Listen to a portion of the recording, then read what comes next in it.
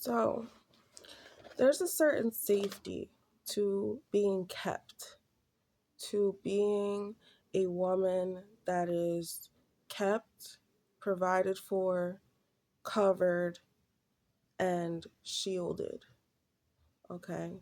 What I want to talk to y'all about today are a few things that I've learned by listening to my husband, simply. And I have a little list here, so I'm going to look down a little bit, okay? Um, let's just get into the video because I'm all whatever. The first thing I have here is peace. I don't have to have it all together. One thing that I am learning harshly, it's been a hard road of understanding that I don't have to have everything all together. One thing that does, we hear it all the time, social media influencing us to think that we are falling behind or we are not, we don't have it all together, and somehow they do. One thing my husband has really taught me is that I could have peace in knowing that I don't have to have it all together. And one thing that helps on the other side is me understanding that he won't have it all together either.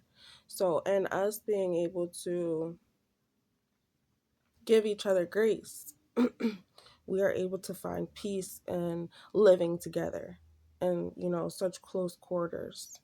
Okay. Number two, I have kindness, and I have the definition here. It says the quality of being friendly, generous, and considerate. I like that. I have learned that kindness trumps over nice. I used to think that I was a nice person because I would do things that I didn't want to do for people, and then I would call myself being nice, when ultimately I was just not being nice because I would be resistant to it. I didn't really want to do it, but because I thought it would please the other person, I would make myself do it. I've learned through my marriage that that doesn't help anyone. What it did was it built animosity towards my family, my children, my husband, and even others outside of my house because I would, want to please them over doing something that I really wanted to do and would do with my whole heart. So, kindness, the quality of being friendly, generous, and considerate. I am more on a path of doing things wholeheartedly. I will say no to things that I don't want to do because I know I won't do it wholeheartedly, you know? So being more genuine always also comes with that. Being kind and having a heart posture of when I do something, I do it with the right heart. I want to do it. I give my all to it. I'm not tired because I'm like giving all this energy to so many things, and I don't really want to do it, but I guess it's expected of me, and so I try to perform. I don't have to do that anymore. He's really taught me that. He's pulled my kindness out in the rest that he has established for me. All right.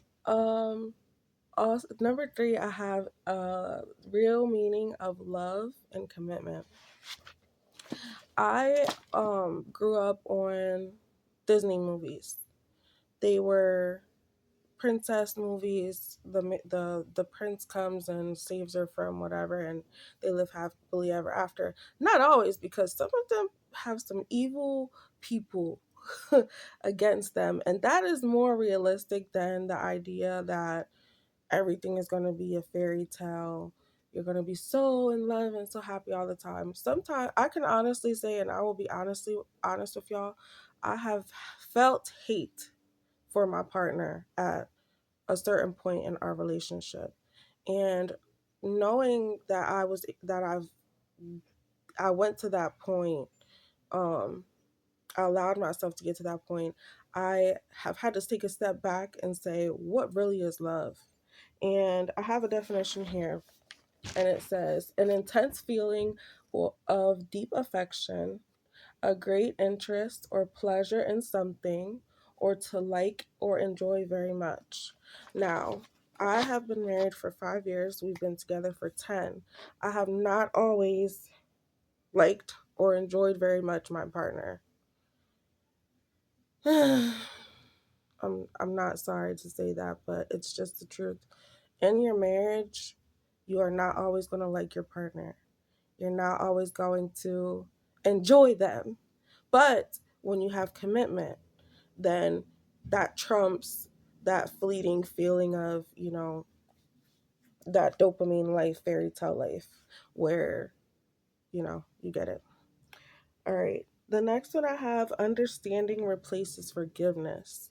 This has been so crazy for me because once I learned this, I was able to use it everywhere in my life. And now I don't so much get upset about things. I don't get so frustrated with people if they disappoint me. It's kind of hard to disappoint me anymore because I understand so much now. Understanding that my partner is a human being, and understanding that the whole point of our relationship is that we both decided that we wanted to come together to be loved by the other person. And so knowing that and keeping that in the forefront of my brain, to understand my husband even when he makes a mistake, you know, to try to understand where it comes from versus hopping on the judgment train and immediately um you know making him feel like crap because he made a human mistake. And that has been a, a broad spectrum of things, from small things like leaving his clothes on the floor to infidelity. And that's something that I may talk about in a future video because we did have to overcome it and we are better because of it, after it, and through it. So understanding has me understanding him and understand and wanting to understand me has replaced the need for me to always have to forgive something. Makes sense? I hope so. All right. Being imperfect, and that is okay. I think I said this already about the peace thing. I I always want to have things to be perfect, Um, it's hard. I haven't put up videos much because I have these ideas in my brain and I want them to be perfect, and I need to just go ahead and just put it out there instead of just keeping it in and waiting. But as far as in a relationship, being imperfect, I am very silly. I can be very high energy, and um I just can be. I could be a handful is what I want to say. I can be a handful. As a woman, I'm so emotional. I recognize that about myself, especially during our special time. I'm so emotional. I think negative things, and I just let my thoughts run away from me sometimes. But I've allowed myself to, well, my husband has given me the space to be vulnerable. That wasn't always the case. We were in our beginning times, we had a lot of miscommunication about things and boundaries. So we struggled a bit. But now, in year 10 of our relationship, we are finally really solidified and stable in our imperfections with one another and giving ourselves once again grace to have those imperfections. Period. And that brings me to the last thing, is that I can be vulnerable and fragile with him. I have learned that